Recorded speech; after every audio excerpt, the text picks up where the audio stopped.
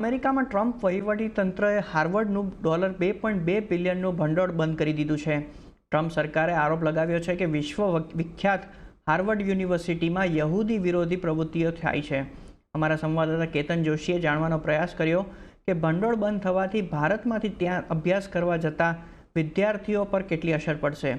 આવો જોઈએ. અમેરિકાની પ્રખ્યાત હાર્વર્ડ યુનિવર્સિટીમાં અભ્યાસ કરવાનું વિશ્વભરના વિદ્યાર્થીઓનું સ્વપ્ન હોય છે.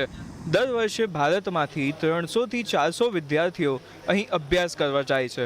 જો ભારતીય રૂપિયામાં ગણતરી કરવામાં આવે તો હાર્વર્ડ દરેક વિદ્યાર્થી પર શિષ્યવૃત્તિના રૂપમાં લાખો રૂપિયાનો ખર્ચ કરે છે. હવે ટ્રમ્પ વહીવટી તંત્ર દ્વારા ભંડોળ બંધ કરવામાં આવતા તેની સીધી અસર શિષ્યવૃત્તિ પર પડશે. એટલા માટે હાર્વર્ડમાં અભ્યાસ કરતા વિદ્યાર્થીઓ ખૂબ જ મૂંઝવણમાં છે. હાલમાં આપણે જોઈએ છીએ કે આમ કોઈ બી ડેવલપમેન્ટ માટે આપણે જે સ્ટોપ કરી દીધા છે, જે ફંડિંગ છે એ બધું, તો મારી પેરેન્ટ્સ સાથે, ફેમિલી સાથે વાત થઈ કે આપણે શું કરીશું, હાલ નેક્સ્ટ આપણું શું હશે વિચારીએ. તો અમે 3 ઓપ્શન સિલેક્ટ કર્યા. Firstly, I should delay the plan. That is my first option કે okay, I should delay for the next intake, right. અને મારું સેકન્ડ પ્લાન છે કે આપણે આમ બીજી સ્ટેટ યુનિવર્સિટી હોય જેમાં આપણે ફંડિંગ બી સારી મળે, કે આપણે અને ફીસ બી ઓછી હોય, એવું કંઈક હોય તો એ આપણે વિચારી શકીએ, રાઈટ. અને થર્ડ અને લાસ્ટ ઓપ્શન છે કે હું બીજી કન્ટ્રી ઉપર બી ટ્રાય કરું એઝ અ બેકઅપ ઓપ્શન.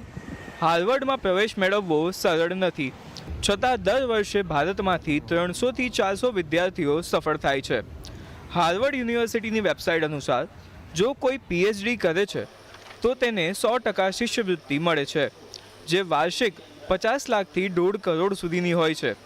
આવી સ્થિતિમાં ભારતીય વિદ્યાર્થીઓને સામાન્ય રીતે સરેરાશ 25થી 30 લાખ રૂપિયાની શિષ્યવૃત્તિ મળે છે.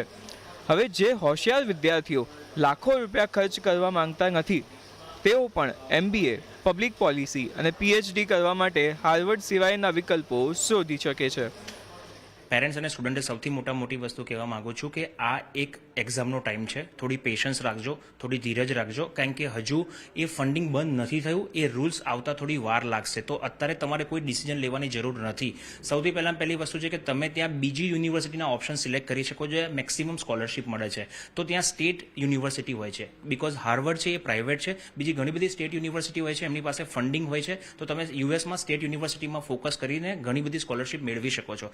ત્રીજો ઓપ્શન આપણે વિચારી શકીએ તો ઘણા બધા સ્ટુડન્ટોને ડાઉટ હોય છે કે સર યુએસ સિવાય બીજી કન્ટ્રી એક્સપ્લોર કરી શકાય. તમે ડેફિનેટલી બીજી કન્ટ્રી એક્સપ્લોર કરી શકો છો. જર્મની છે જેમાં તમે ફ્રીમાં એજ્યુકેશન કરી શકો છો. ફ્રાન્સ છે, UK છે, ઓસ્ટ્રેલિયા છે, આવી ઘણી બધી કન્ટ્રી છે કે જેની અંદર ઓપ્શન્સ તમને ઘણા બધા વધારે મળશે અને સ્કોલરશિપના ચાન્સીસ બી મળવાના છે.